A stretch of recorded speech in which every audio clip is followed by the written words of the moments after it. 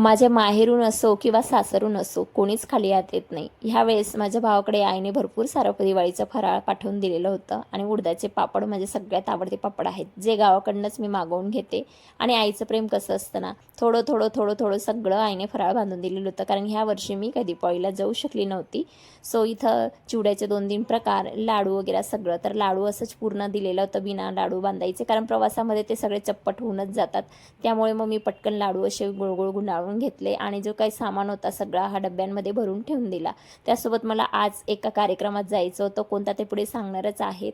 तर हे इसेच बघून ना लेकराला केकच पाहिजे हे असं असतं, त्याला माहिती हे केकमध्ये टाकतात आणि म्हणून त्याची ती लांबण काही संपत नव्हती. कोको पावडर नव्हता म्हणून मग मी डार्क चॉकलेट दुधामध्ये विरघळून घेतले आणि हे दूध थंड झाल्यानंतर मग मी केक बनवायला घेतला. तर केक बनवण्यापासून तर केक बेक होईपर्यंत लेकराची काही लांबण आणि माझी पाठ काही सुटत नव्हती.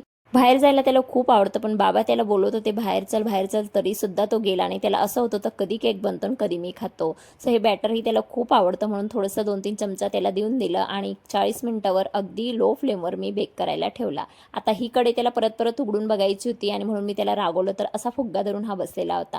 केक छान असं 40 मिनिटानंतर बेक झाला, थोडंसं कोमटच होता, तेवढ्या त्याला कापून देऊन दिला आणि घे बाबा म्हटलं खा.